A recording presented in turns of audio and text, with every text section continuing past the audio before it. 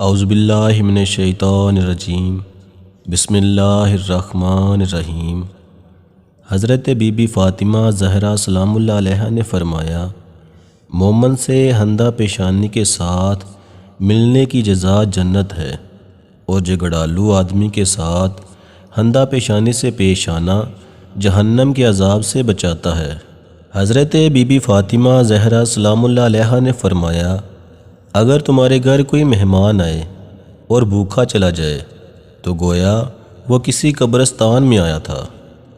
حضرت be be Fatima Zahra سلام اللہ علیہا نے ارشاد فرمایا، عورت کی بے پردگی مرد کی بے حیائی کا ثبوت ہے۔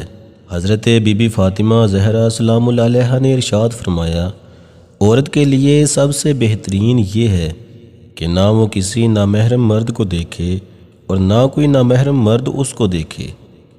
حضرت بی بی فاطمہ زہرا سلام اللہ علیہا نے ارشاد فرمایا، اے علی، مجھے خدا سے شرم آتی ہے کہ آپ سے ایسی چیز کی فرمائش کروں جو آپ کی قدرت سے باہر ہے۔ حضرت بی بی فاطمہ زہرا سلام اللہ علیہا نے ارشاد فرمایا، تکبر کی گندگی کو دل سے دور کرنے کا بہترین وسیلہ نماز ہے۔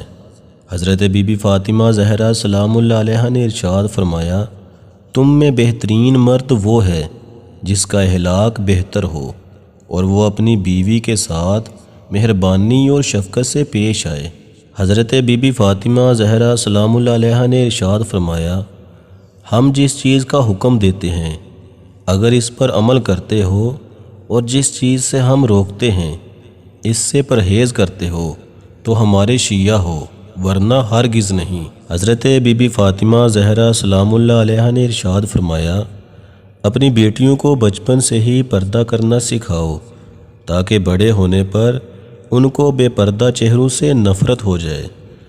حضرت بی بی فاطمہ زہرا سلام اللہ علیہا نے ارشاد فرمایا، جب ایک عورت گھر میں ہوتی ہے، گھر کے کام اور بچوں کی تربیت کر رہی ہوتی ہے، تو اس وقت وہ اللہ سے سب سے زیادہ قریب ہوتی ہے۔